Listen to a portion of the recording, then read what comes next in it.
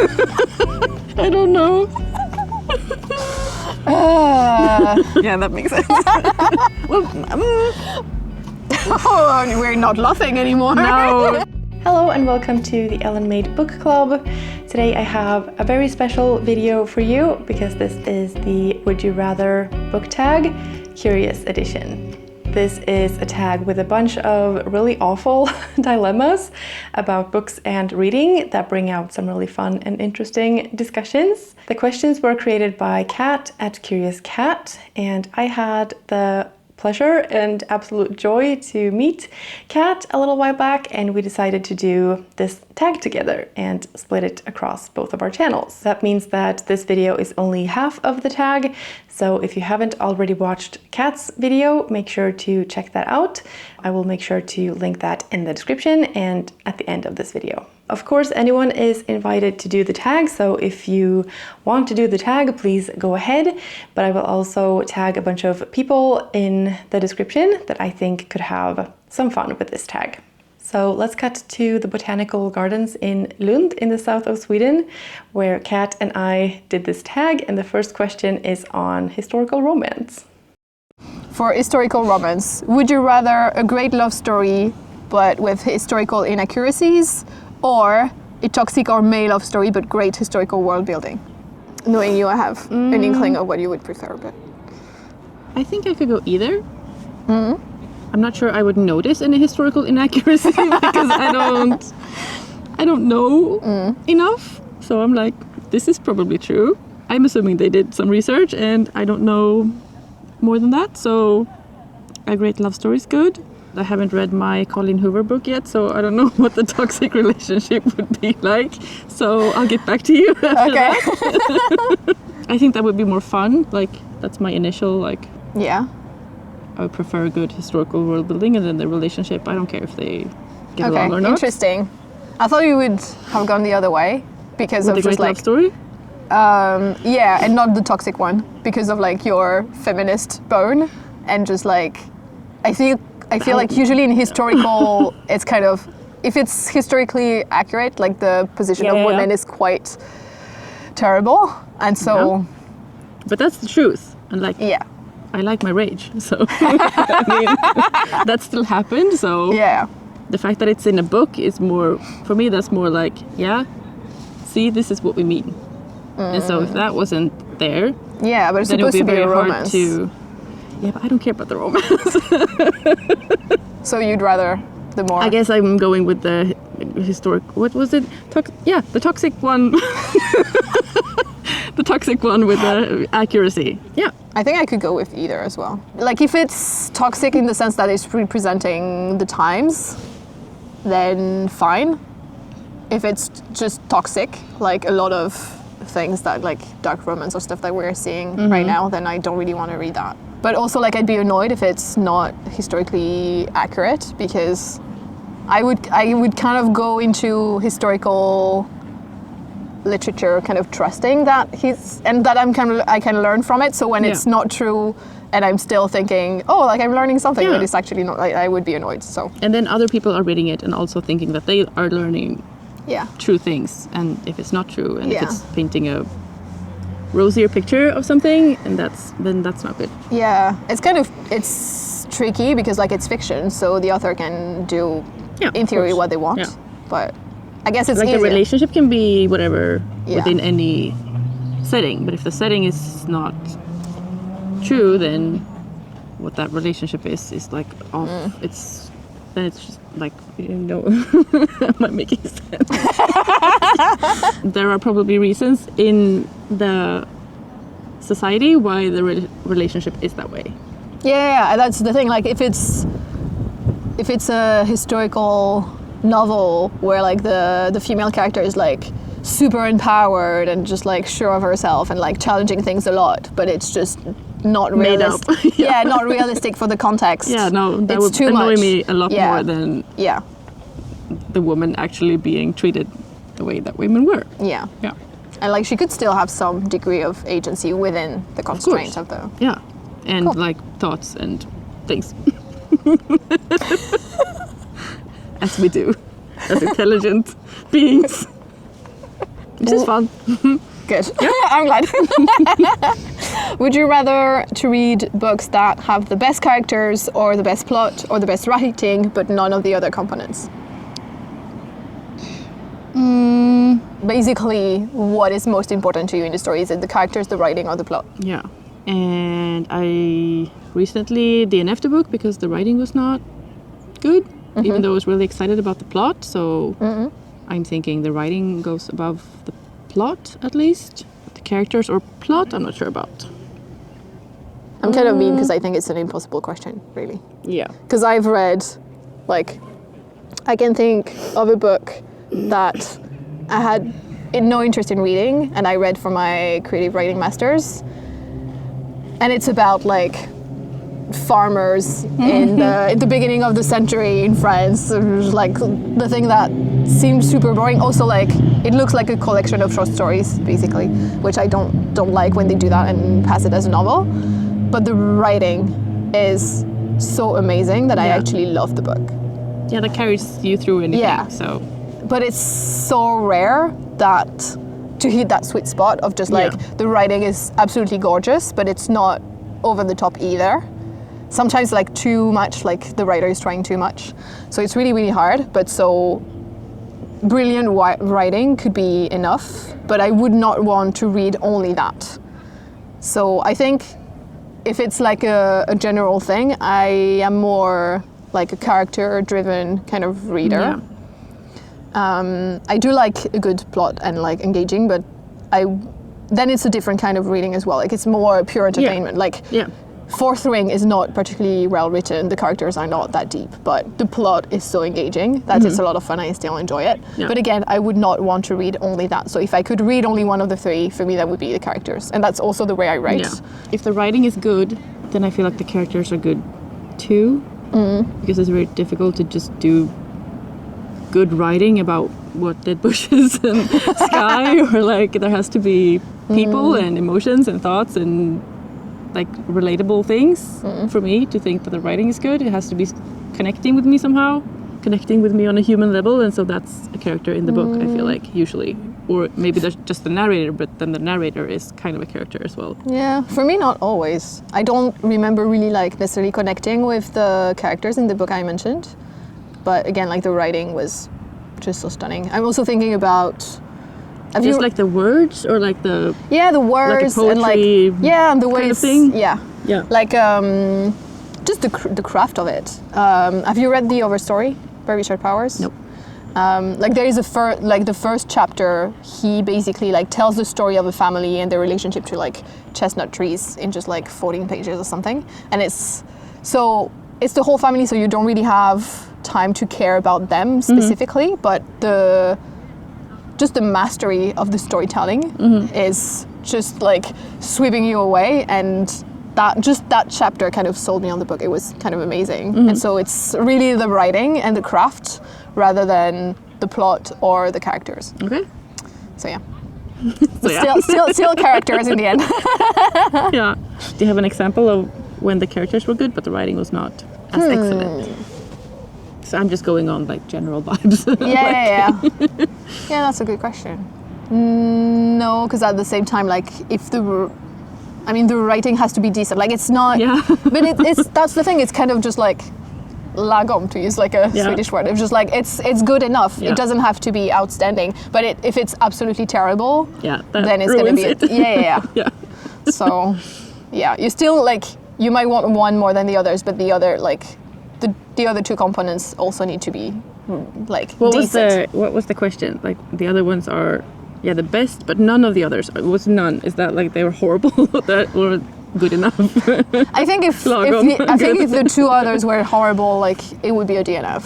Like a gorgeous writing, but terrible characters, terrible story. Yeah.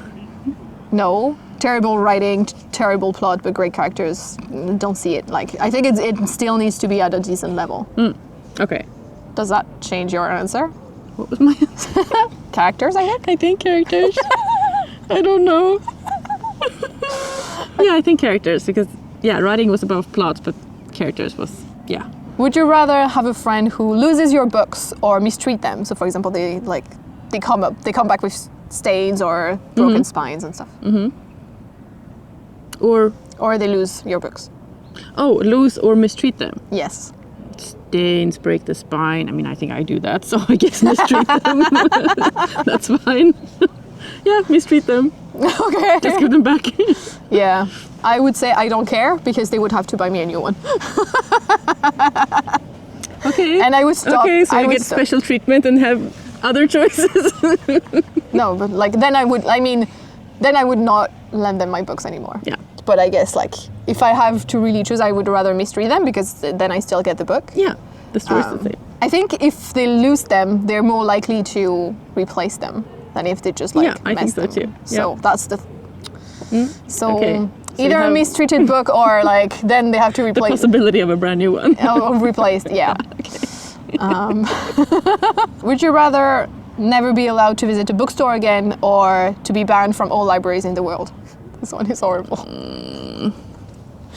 So it's basically never buy again or never borrow again. Yeah. Not necessarily not buy again, but you're just not allowed In the place. bookstore. Yeah, in the bookstore or the library. I would say not be allowed in the bookstore, I think. Because I can buy things online and it's very... The library doesn't really deliver. So, yeah.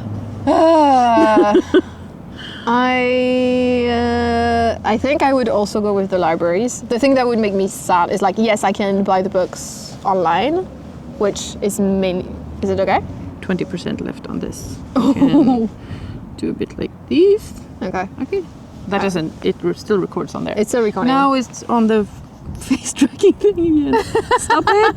I haven't like looked at this at all, so I hope we're not like out of focus the whole time. Okay, so yeah, I was saying I would probably pick the library because I'm now using my library more to go write there.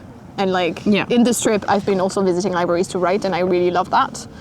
The thing is like being in France, I do get some books from the library, but their English section is very tiny. So I mainly buy... But that can evolve and like... Yes, but they have limited space and limited budget. So I don't... So that can change. But I could still buy the books online. So I think that would be fine. The thing that would just make me really sad is that that's one of my favorite things to do when I travel is go visit the bookshops. But I could still go visit the libraries, so I think I would still pick the library. And also just the fact that libraries are free, and I just want to support the libraries. I mean, I also want to support the bookshops, but libraries are great. Yeah. Would you rather that everyone hate your favorite books or that everyone love the books you hate? Everyone loves the books I hate. Why? Because I don't care. I don't care about the books that I hate. Anyone else can love them, that's fine. But if it's a book that I love and someone hates it, that's more like a personal attack on me. And like my taste.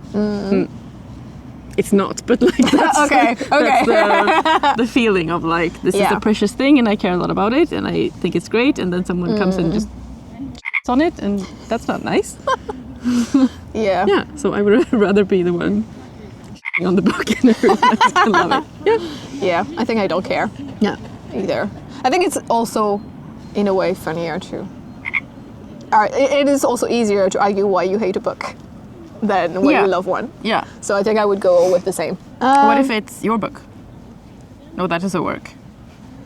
I would rather everyone love my book. Even if you hate it. If it's a book that you wrote that you hate. I would still prefer that everybody loves it. Then that you love the... Yeah, that makes sense. Also because I might not be the best judge of my own work. Yeah. So I still prefer that everybody loves it. Still prefer that. Even if you like write it and you hate it and you think this is the worst book anyone has ever written and everybody if that's the case, I would not put it out in the world. I would just burn it and just like make it disappear. So. But then how is everyone gonna love it? Yeah, but if I hate it, it's unlikely that it will see the light of day. Unless everybody. Yeah, but that's not the but like, dilemma. No, the dilemma is about books you read, not books you write. Okay. I want people to like what I write. Yeah, of course. But I also want to like what I write. So. Yeah. Would you rather to only listen to audiobooks narrated by the worst narrator, for example, Mickey Mouse, or would you rather only read physical books in terrible lighting? we're not laughing anymore. Now we're getting into like sensory experiences. That's a whole nother thing. I feel like I already read physical books in pretty bad lighting, so... Why would you do that to yourself? I don't know, because it's like cozy.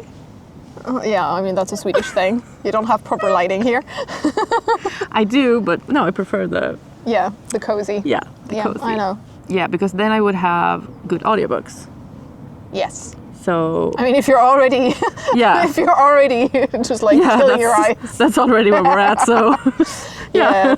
I don't think I could go with an audiobook narrated by Mickey Mouse. So No. I think I would probably also strain my eyes. Yeah. Yeah. Even if you have a book in bad lighting, you can still have a nice experience. Yeah. But then But if you have you like, might an annoying turn voice, blind by the time you're 50 or something. Yeah. But you can still listen to Yeah. good audiobooks. Yeah, exactly. So what's the problem? I mean, I like physical books. I can't. If I had a bad narrator in my ear, I wouldn't enjoy anything else. No. Like I wouldn't, No. no matter what the other No. circumstances. So, Yeah. yeah. Would you rather to have books from a same series or collection who don't match, or to read books printed in a tiny font? Oh, don't match. The ones that don't match. Really? I would prefer. I'm not sure. Yeah. Like, I don't like the tiny font, but at the same time, if it's like the same series or the same collection and they have like different format of stuff, it would Yeah. annoy me. Because like I would see it every day. Yeah, it annoys me too. A lot. But it would annoy me more to have the tiny font. Yeah, I mean, the thing is like, if we're going with terrible lighting, then we can't go with the tiny font. Exactly. Exactly. And like it's a whole series, so it's a lot of books in the same tiny Yeah. font. It's not just like Yeah, one. but like we would have terrible eyesight anyway, so Exactly. we just so we can't can't read see it. it. So easy choice. Okay, and the last one. Would you rather never post another YouTube video or never watch your favorite YouTuber ever again? And if you're like, I'm my favorite YouTuber, so... It would be very sad, but I think I would still choose myself. Like I would still want to create because I enjoy that a lot, and that's what I do for myself. So I would choose myself. Yeah. And they can still watch my things, and then we can talk and Yeah. do tags together. Yeah, I mean, that's kind of the... Yeah, I think it would be sad not to, like, watch the YouTubers I like. And the thing is, like, YouTube takes so much time Yeah. that I would be like, is it really so bad if I Exactly. stop? Might do me good. Because like then I have more time for writing, and also I'm not just the environment, blah, blah, blah, the you know what, the climate cost of putting out videos and all of that. But the thing that keeps me going with YouTube is just like connecting with other people. And if I were just a watcher and not posting videos, I think the relationship would be quite different, because there's like really an Wait, imbalance. I'm still on what you... Sorry. What? I'm like, did you mean YouTube takes a lot of time creating, or Yes. YouTube takes a lot of time watching?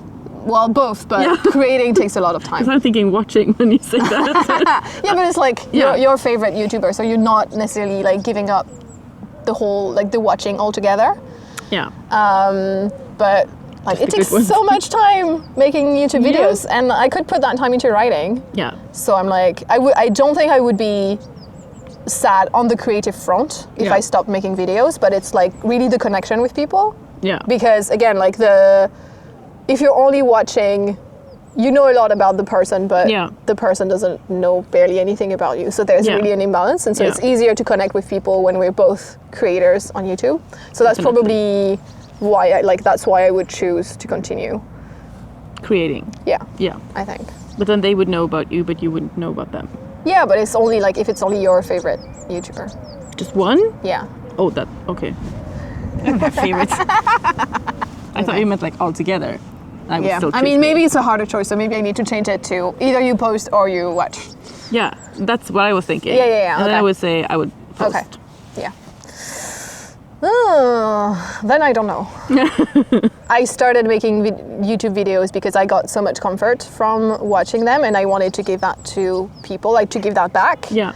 But again, like my own creative outlet, like I can find in writing or other stuff, so I don't need that. But then the comfort of like unplugging my brain and just watching something that's cozy that I enjoy, I don't have so much alternatives. So then I would probably keep watching and stop posting. Yeah. But you would still have to stay my friend, even if I don't post anymore. I will. I promise. Cool. Good. So you would still post if you're, yeah, you said. Yeah. Okay, cool. Then that's good, because I could watch you. Yeah, exactly. Okay, perfect. Perfect. We're solved it. Okay. Cool, that's it. That's it. Yes. Do we want to do an intro, an outro, or whatever? I'm done now. Go. We say bye or something. Okay. We say bye. Okay. Bye. Those were all of the questions for this video, but again, this is only half of the tag, so if you haven't watched Kat's video already, I will leave a link to that right here and you can watch that right now. I hope you have as much fun with this tag as we did. And if you choose to do it, please remember to tag both me and Kat so that we can watch your video and hear your answers to all of these very tricky questions. Thank you so much for watching. I hope you're having a fantastic day and I will see you in the next one. Bye. Why? Where's the stop? Why?